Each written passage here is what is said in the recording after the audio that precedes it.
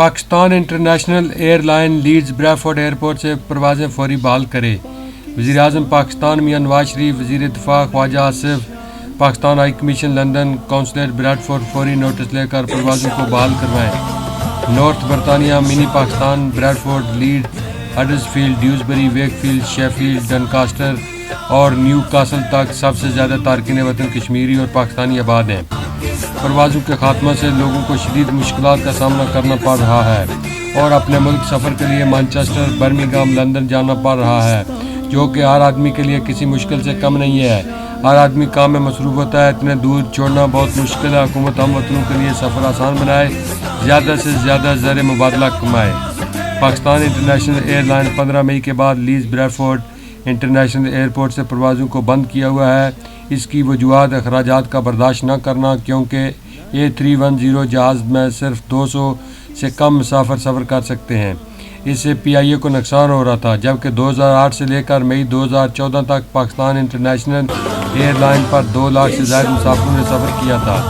جبکہ پروازوں کو بند کرتے وقت لیڈز بریڈفورڈ انٹرنیشنل ایئرپورٹ کے development director Tony hall would نے PIA سے درخواست کی تھی کہ اگر PIA چھوٹے جہاز خسارے میں ہے تو 777 جس طرح مانچسٹر ایئرپورٹ سے چل رہے ہیں اس کا آغاز لیڈز بریڈفورڈ ایئرپورٹ سے کر دیا جائے. لیکن حکومت وقت نے کہا تھا کہ ستمبر میں نئے جہاز خرید کر دوبارہ پروازیں شروع کی جائیں گی، لیکن سال سے زائد عرصہ گزرنے کے باوجود لوگوں کی مشکلات کو کم نہیں کیا جا سکا.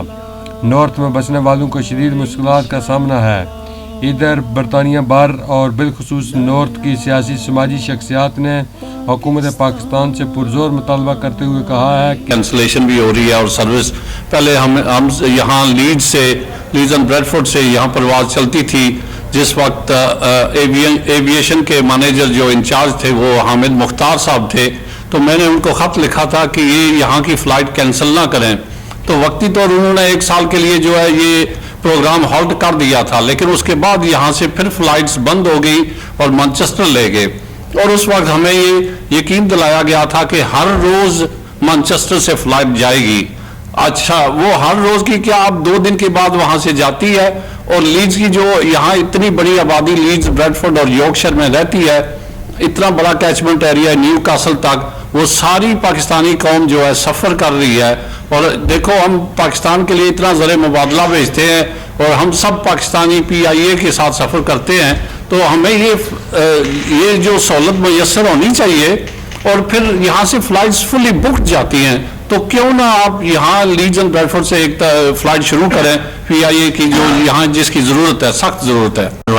بسم اللہ الرحمن الرحیم. I urge the Prime Minister of Pakistan.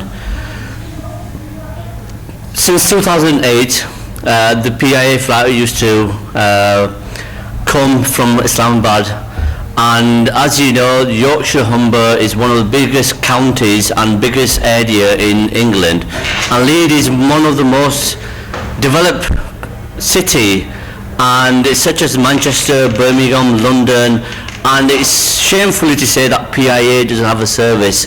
And we have a large majority of Asian community living in Leeds, Bradford, Sheffield, and all the way towards Newcastle. And there are, in Yorkshire Humber, there are 54 different member of parliaments. It demonstrates how big this area is.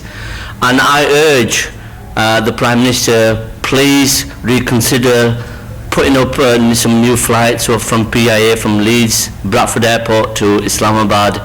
And Leeds is one of the most developed city, and a lot of people do suffer when they go from Leeds to Manchester. It takes about 45 minutes to get there, and sometimes the motorway and the roads are very congested, and it's very difficult because in winters people do suffer. People don't have a transport to get to Manchester, but Leeds we do have a transport.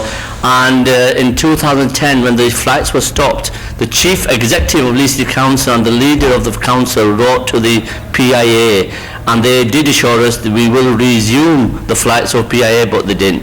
I urge again, once again, on behalf of the people of Leeds and Bradford, please reconsider your resuming the flights from Leeds and Bradford. Thank you. North برطانیہ میں بسنے والے تارکین وطن اپنے ملک کے وزیر اعظم سمیت اعلیٰ حکام سے مطالبہ کرتے ہیں کہ لیڈز بریڈفورڈ ایئرپورٹ سے پروازیں بحال کر کے نارتھ کے عوام کا درینہ مطالبہ پورا کیا جائے۔